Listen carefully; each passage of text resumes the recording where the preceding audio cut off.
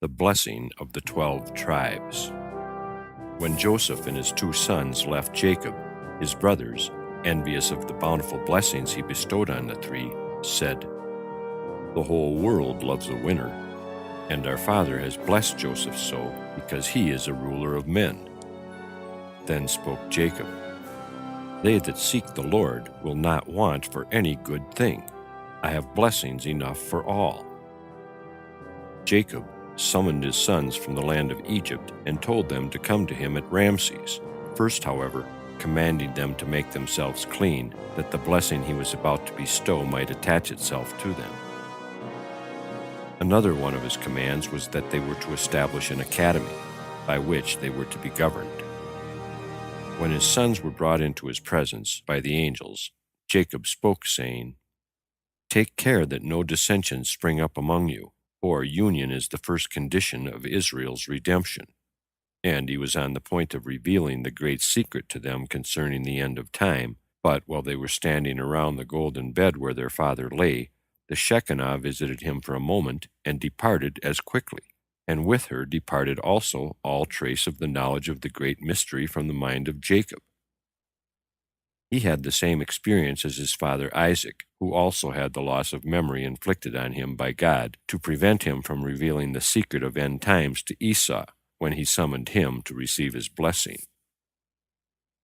The incident made Jacob apprehensive that his sons were not pious enough to be considered worthy of the revelation concerning the Messianic era, and he said to them, "Ishmael and the sons of Hagar were the blemished ones descended from my grandfather Abraham. My father Isaac begot a blemished son in Esau, and I fear now that among you too there is one that harbors the intention to serve idols."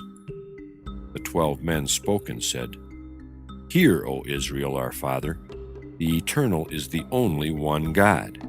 As your heart is one and united with the Holy One, blessed be He, so also are our hearts one and united in Him." Then Jacob responded, "Praised be the name of the glory of His majesty, forever and ever." And yet the whole mystery of the Messianic time was not communicated to the sons of Jacob, though the blessing of each contained some reference to the events of the future. These were the words addressed by Jacob to his oldest son, "Reuben, you are my firstborn, my might and the beginning of my strength. Your portion should have been 3 crowns. You should have had double heritage due to you as firstborn, and the priestly dignity, and the royal power. But by reason of your sin, the birthright is conferred on Joseph, kingship on Judah, and the priesthood on Levi. My son, I know no healing remedy for you, but the man Moses will ascend to God. He will make you whole, and God will forgive your sin. I bless you. May your descendants be heroes in the Torah and heroes in war. Though you must lose your birthright, yet you will be the first to enter into the possession of your allotment in the Holy Land, and in your territory will be the first of the cities of refuge. And always will your name stand first in the list of families of the tribes. But you shall also be the first whose heritage will be seized by the enemy, and the first to be carried away as slaves into the land of exile." After Reuben had had his ears pulled thus, he left, and Jacob called his sons Simon and Levi to his side, and he addressed them in these words, "You were brothers of Dinah, but not of Joseph, whom you sold into slavery. The weapons of violence with which you smote Shechem were stolen weapons, for it was not seemly for you to draw the sword. That was Esau's portion. To him it was said, 'By your sword shall you live.' Into the council of the tribe of Simon my soul will not come when they gather at Shittim to do vicious deeds, and my glory will not be united to the assembly of Korah, the descendant of Levi. In your anger you slew the prince of Shechem, and in your self-will you sold Joseph the bull into slavery. Accursed was the city of Shechem when you entered to destroy it. If you remain united, no ruler will be able to stand up before you. No war will prosper against you. Therefore, I will divide and scatter you among the other tribes. Of the descendants of Simon, many will be poor men, who will wander from tribe to tribe and beg for bread. Levi's tribe will live on the charity and gifts of the others. The words of Jacob, "I will divide them," spoken of Simon and Levi, were fulfilled on Simon in particular. When 24,000 of Simon fell at Shittim, the widows they left behind married husbands of all the other tribes. Nevertheless, Jacob did not dismiss Simon and Levi without blessing them. The tribe of Simon was to bring forth the teachers and officers needed by all Israel, and Levi, the scholars that would expound the Torah and render decisions according to its teachings. When the remaining sons of Jacob heard the rebukes dealt out by their father to these three, they feared to hear similar reproaches, and they tried to slip away from his presence. Especially Judah was alarmed, that his father might taunt him with his trespass touching Tamar. But Jacob spoke thus to him, "Judah, you do deserve your name. Your mother called you Jehudah, because she gave praise to God at your birth, and so will your brothers praise you, and they will all call themselves by your name. And as you did confess your sin openly, so also your descendants, Achan, David, and Manasseh, will make public avowal of their sins, and the Lord will hear their prayer. Your hands will send darts after the fleeing foe, and your brothers will pay you respect. You have the impudence of a dog and the bravery of a lion. You saved Joseph from death, and Tamar and her 2 sons from the flames. No people and no kingdom will be able to stand up against you. Rulers will not cease from the house of Judah, nor teachers of the law from your posterity, until your descendant, the Messiah, comes, and the obedience of all peoples will be to him. How glorious is Messiah of the house of Judah! His loins girded, he will go out to do battle with his enemies. No king and no ruler will prevail against him. The mountains will be stained red with their blood, and the garments of Messiah will be like the garments of him that presses wine. The eyes of Messiah will be clearer than pure wine, for they will never behold unchastity and bloodshed. And his teeth will be whiter than milk, for they will never bite anything taken by violence. Though Issachar was the older, Zebulun came next to be blessed, as a reward for the sacrifice he made for his brother's sake. For when Issachar chose to study the Torah as his vocation, Zebulun decided to devote himself to business and support his brother with the profits of his trade, that he might give himself up to the law undisturbed. His blessing was that he would conquer the seacoast as far as Zidon. Issachar, said Jacob, will take on himself the burden of the study of the Torah, and all the other tribes will come to him and ask him to decide their doubts on legal questions. And his descendants will be the members of the Sanhedrin and the scholars that will occupy themselves with the fixing of the calendar. Jacob blessed Issachar also with the blessing that the fruits of his land should be exceedingly large, and this brought a heavenly as well as an earthly profit in its wake. For when the heathen to whom the fruits were sold marveled at them, the Jewish merchants explained that their extraordinary size was due to the merits of the tribe of Issachar, whom God rewarded for their devotion to the Torah, and thus many of the heathen were induced to convert to Judaism. In blessing Dan, Jacob's thoughts were occupied chiefly with his descendant Samson, who could, like God, without any manner of assistance, confer victory on his people. Jacob believed the strong, heroic man to be the Messiah, but when Samson's death was revealed to him, he exclaimed, "I will wait for your salvation, O Lord, for your help is to all eternity, while Samson's help is only for a time." The redemption, continued Jacob, will not be accomplished by Samson the Danite, but by Elijah the Gadite, who will appear at the end of time. Asher's blessing was the beauty of his women, who would be sought in marriage by kings and high priests. In Naphtali's land, all fruits would ripen quickly, and they would be brought as presents to kings and gain royal favor for the givers. This blessing was fulfilled in the plain of Gennesaret. At the same time, Naphtali's blessing was a prophecy concerning his descendant Deborah, who was like a hind let loose against Sisera to conquer him, and she presented goodly words in her song of Israel's victory. Naphtali himself deserved the description applied to Deborah, for he was as swift as a rabbit to do the will of God, and he was a fleet messenger to his father in the tribes. They sent him wherever they would, and he executed their errands quickly. He served the brothers of Joseph as herald to announce to Jacob the glad tidings, "Joseph is alive." And when the stricken father saw him approach, he said, "Look, here comes Naphtali the lovable, who proclaims peace." Joseph's blessing exceeded the blessing of all of his brothers. Jacob spoke, "O son whom I fathered, Joseph, who I raised, and who was strong to resist the enticements of sin, you conquered all the magicians and the wise men of Egypt by your wisdom and your pious deeds. The daughters of princes cast their jewels before you to draw your eyes on them when you passed through the land of Egypt, but you did not look their way, and therefore you were made the father of 2 tribes. The magicians and the wise men of Egypt sought to defame you before Pharaoh and slander you, but you set your hope in the Almighty. Therefore, may He who appeared to me as El Shaddai bless you and grant you fertile soil and much cattle.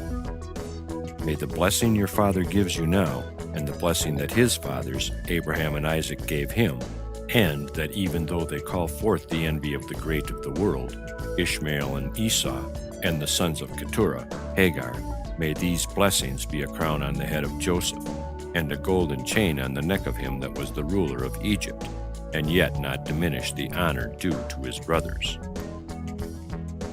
The slander which Jacob referred to was what Potiphar had said of Joseph before Pharaoh. He had complained, saying, "Why did you appoint my slave, who I bought for 20 pieces of silver, to be ruler over the Egyptians?" Joseph had then taken up his own defense, saying, "When you bought me as a slave, you committed a capital crime. Only a descendant of Canaan may be sold as a slave, and I am a descendant of Shem, and a prince besides. If you want to convince yourself of the truth of my words, compare me with the painting of my mother Sarah that Pharaoh made of her." They went and brought Sarah's likeness, and verily it appeared that Joseph resembled his ancestress, and all were convinced of his noble lineage. The blessing that Jacob bestowed on Benjamin contains the prophecy that his tribe would provide Israel with the first ruler and his last ruler. And so it was, for Saul and Esther both belonged to the tribe of Benjamin. Likewise, Benjamin's heritage in the Holy Land contains 2 extremes. Jericho ripens its fruit earlier than any other region in Palestine, while Bethel ripens them last.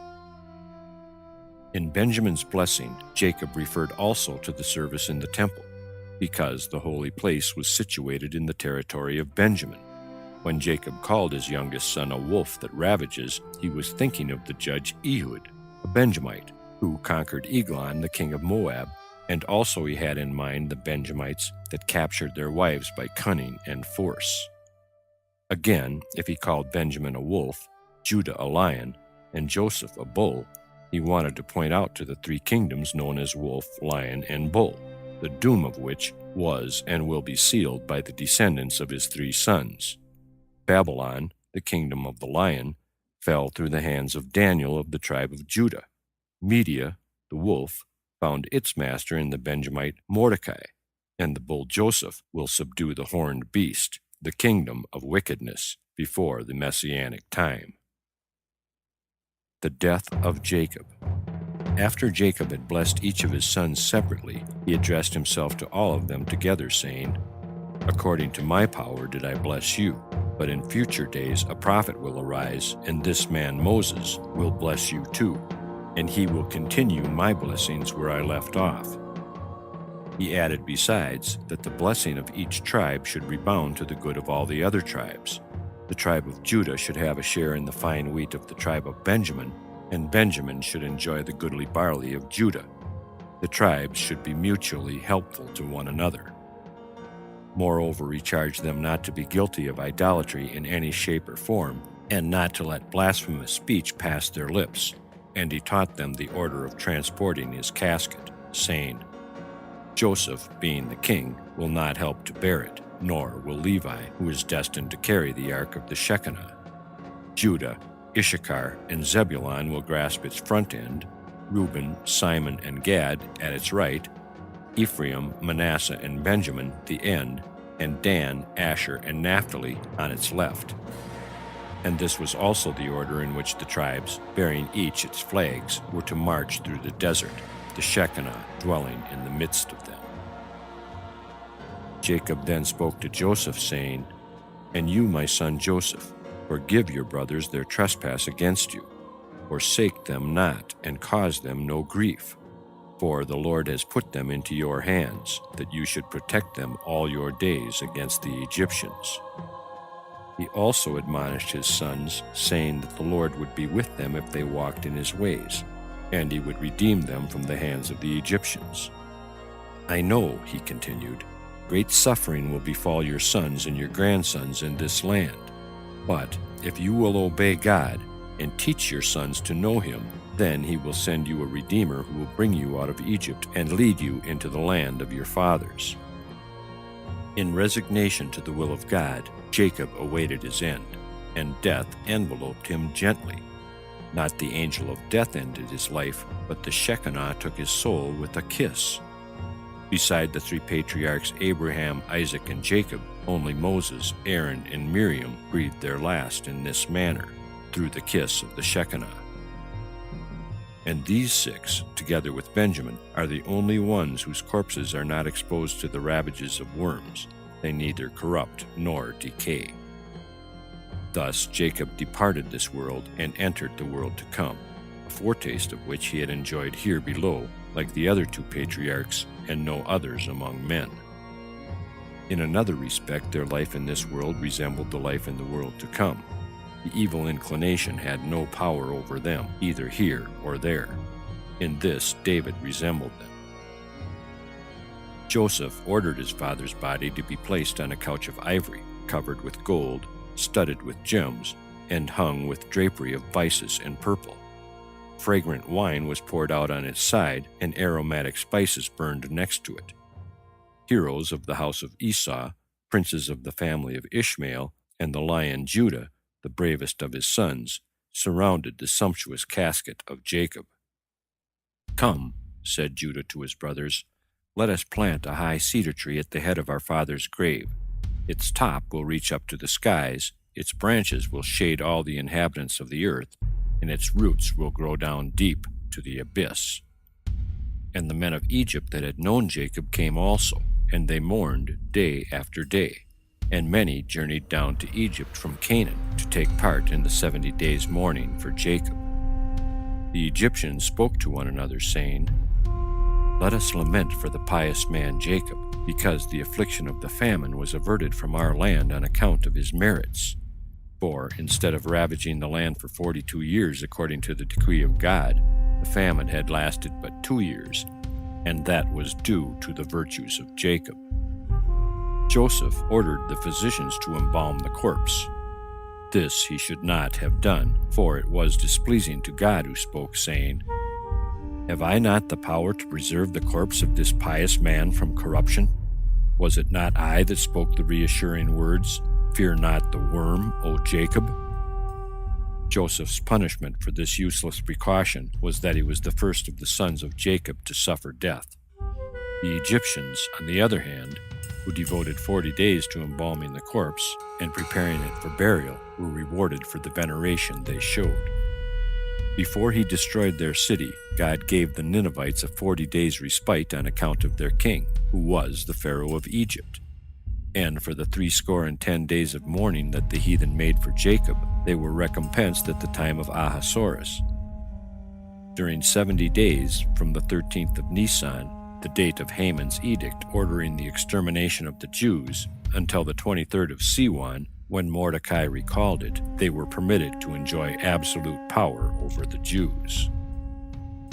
When all the preparations for the burial of Jacob had been completed, Joseph asked permission of Pharaoh to carry the body up to Canaan. But he did not himself go to put in his petition before Pharaoh, for he could not well appear before the king in the garb of a mourner. Nor was he willing to interrupt his lamentations over his father for even a brief time to stand before Pharaoh. So he requested the family of Pharaoh to intercede for him with the king, for the additional reason that he was desirous of enlisting the favor of the king's family, so that later they might not advise Pharaoh to not fulfill his wish. He acted according to the maxim, seek to win over the accuser, that he cause you no annoyance." Joseph applied first to the queen's hairdresser, and she influenced the queen to favor him, and then the queen put in a good word for him with the king. At first, Pharaoh refused the permission craved by Joseph, who, however, urged him to consider the solemn oath he had given his dying father, to bury him in Canaan. Pharaoh desired him to seek absolution from the oath, but Joseph rejoined, "Then I will also apply for absolution from the oath I gave you," referring to an incident in his earlier history. As you recall, the grandees of Egypt had advised Pharaoh against appointing Joseph as viceroy, and they did not retreat from this counsel until Joseph, in his conversation with the Egyptian king, proved himself to be master of the 70 languages of the world, the necessary condition to be fulfilled before one could become ruler over Egypt. But the conversation proved something else, that Pharaoh himself was not entitled to Egyptian kingship, because he lacked knowledge of Hebrew. He feared if the truth became known, Joseph would be raised to his own place, for he knew Hebrew besides all the other tongues. In his anxiety and distress, Pharaoh made Joseph swear an oath never to betray the king's ignorance of Hebrew. Now, when Joseph threatened to have himself absolved of this oath, as well as the one to his dying father, great terror overwhelmed Pharaoh, and he speedily granted Joseph permission to go up to Canaan and bury his father. Moreover, Pharaoh issued a decree in all parts of the land threatening with death those who would not accompany Joseph and his brothers on their journey to Canaan with their father's remains, and accordingly, the procession that followed the procession of Jacob was made up of the princes and nobles of Egypt, as well as the common people. The casket was borne by the sons of Jacob. In obedience to his wish, not even their children were allowed to touch it. It was fashioned of pure gold, and the cover was a golden woven work joined together to the casket with threads that were held together with the hooks of onyx stones and bdellium. Joseph placed a large crown on the head of his fathers, and a golden scepter he put in his hand, clothing him like a living king. The funeral cortege was arranged in this order. First came the valiant men of Pharaoh with the valiant men of Joseph, and then the rest of the inhabitants of Egypt. All were belted with swords and clothed in coats of mail, and the trappings of war were on them. The weepers and mourners walked crying and lamenting at some distance from the casket, and the rest of the people went behind, while Joseph and his household followed together after it, with bare feet and in tears. Joseph's servants were close to him, each man with his accoutrements and weapons of war. 50 of Jacob's servants preceded the casket, throwing myrrh on the road and all manner of perfumes, so that the sons of Jacob trod on the aromatic spices as they carried the body forward. Thus the procession moved on until it reached Canaan. It halted at the threshing floor of Atad, and there they lamented with a very great lamentation. But the greatest honor conferred on Jacob was the presence of the Shekinah, who accompanied the cortege. The Canaanites had no intention at first to take part in the mourning made for Jacob, but when they saw the honors shown him, they joined the procession of the Egyptians, loosening the girdles of their garments as a sign of grief. Also the sons of Esau, Ishmael, and Keturah, Hagar, appeared. Yet their design in coming was to seize the opportunity to make war on the sons of Jacob. But when they saw Joseph's crown suspended from the casket, the Edomite and Ishmaelite kings and princes followed his example, and attached theirs to it also, and it was ornamented with 36 crowns. Nevertheless, the conflict was not averted. It broke out in the end between the sons of Jacob and the sons of Esau and their followers. When the former were about to lower the body of their father into the cave of Machpelah, Esau attempted to prevent it, saying that Jacob had used his allotted portion of the tomb for Leah, and the only space left for a grave belonged to himself.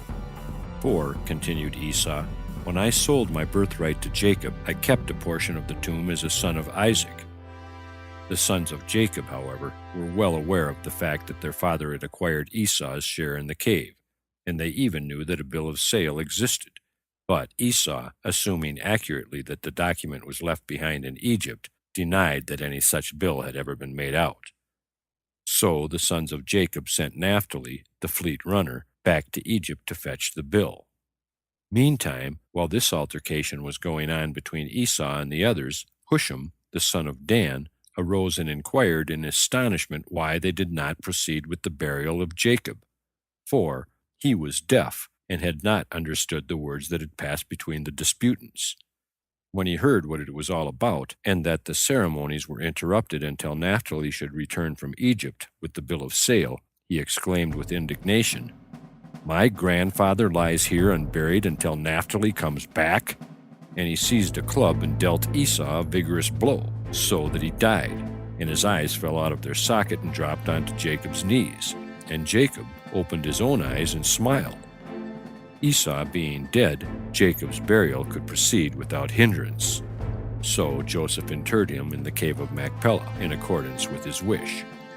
His other children had left all arrangements connected with the burial of their father's body to their brother Joseph, for they reflected that it was a great honor for Jacob if a king concerned himself about his remains, rather than simple private individuals. The head of Esau, as it lay by the side of Jacob's grave, rolled down into the cave and fell into the lap of Isaac, who prayed to God to have mercy on his son. But his supplications were in vain. God spoke, saying, "As I live, he will not behold the majesty of the Lord." The sons of Jacob at war with the sons of Esau.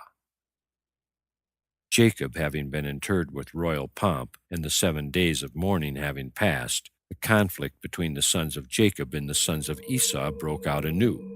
In the skirmish that had ensued when Esau advanced a claim on a place in the cave of Machpelah, while his brother's remains still remained unburied, he lost 40 of his men. And after his death, fortune did not favor his sons any better. 80 of their followers were slain, while of the sons of Jacob not one was lost. Joseph succeeded in capturing Zepho, the son of Eliphaz, and 50 of his men, and he clapped them in chains and carried them off to Egypt. Then the rest of the attacking army led by Eliphaz fled to Mount Seir, taking with them the headless corpse of Esau to bury it in his own territory. The sons of Jacob pursued after them, but they killed none out of respect for the remains of Esau. Next, the sons of Jacob at war with the sons of Esau. End part 32 of 95, TheLegendsOfTheJews.com.